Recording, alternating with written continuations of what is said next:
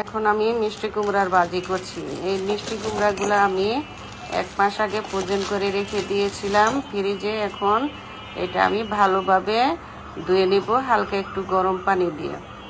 এখন ফ্রাই প্যানের মধ্যে আমি অল্প পরিমাণ তেল দিয়ে দিচ্ছি। 4-5টা কাঁচামরিচ, 2টা পেঁয়াজ, 2টা রসুনের কোয়া কেটে রেখে দিয়েছিলাম, সেটা এখন আমি একটু দিয়ে দিচ্ছি।